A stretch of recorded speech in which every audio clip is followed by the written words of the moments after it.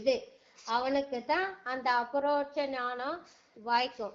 எல்லா சாதாரண ஆளுக்கெல்லாம் கிடைக்காது, இந்த மாதிரி தொடர்பெல்லாம் கிடைக்காது.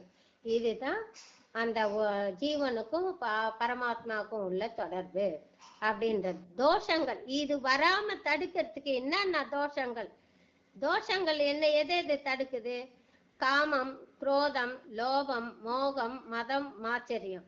இந்த 6 நிலைகள் இருக்கு. காம, குரோத, லோப, மோக, மதம், ஆச்சரியம். இந்த அது அத்தனையும் உன் மனதை மலினப்படுத்திக்கிற தோஷங்கள் 6. உன் மனசை கெடுக்கக்கூடிய ஒரு 6 ஃப்ரெண்டு யாருன்னு கேட்டா இவங்க தான். 6 ஃப்ரெண்டு உன் மனசை ரொம்ப நோக வைக்கிறவங்க இவங்க தான். அப்போ காமம் உற்பத்தி ஆக்கி உனக்கு ஆசையை தூண்டி வச்சு ஆசையை உருவாக்கிடுறான். அப்போ நீ கட்டுப்படுத்தினா கூட முடியாம அந்த கட்டுப்பாட்டு இல்லாம ஆசையில அடிமை ஆயிடுற.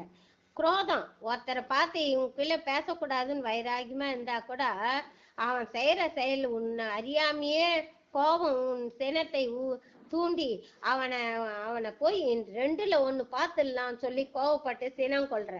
அப்ப குரோதம். லோபம் அவன் உனக்கு எந்த 10 பைசா கொடுக்காத கம்நாட்டி பையன் இவனுக்கு இன்னத்த நாம சேவை செய்யணும் அப்படின்னு சொல்ற. அந்த லோபம் ஈயாமை.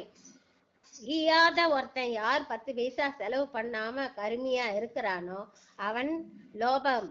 மோகம், மயக்கத்திலேயே இருப்பான்.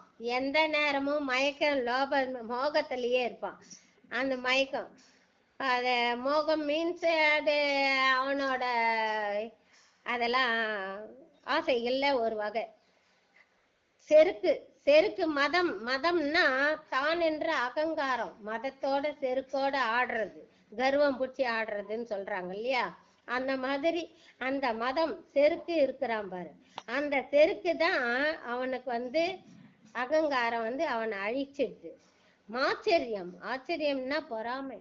அதாவது ஒருத்தனை நல்லா வாழறான், நல்லா இவன் மட்டும் இவ்வளோ தியானம் பண்ணி இவ்வளோ ஓஹோன்னு வாழறான், இவ்வளோ நல்ல பேர் எடுக்கிறான், இவன் நல்லா ஐஸ்வர்யத்தோட நல்லா இருக்கிறான், நமக்கு இப்படி இல்லையே அப்படின்னு சொல்லிட்டு அடுத்தவங்களை பார்த்து பொறாமப்படுறான் பாரு. அது மாச்சரியம் சொல்றது பொறாமை. இவை யாவும் நீங்க பெற்றவனே துறவி. இந்த 6 தோஷங்களும் மனசை மலினப்படுத்துது. அதனால மனசு பாழாக்காதபடி இந்த 6 நிலைகளையும் கடந்து மனசை ஒருநிலைப்படுத்தி அதுல யாரு நீ நிரந்தரமா நிலை பெற்று இருக்கிறானோ அவன் தான் துறவி.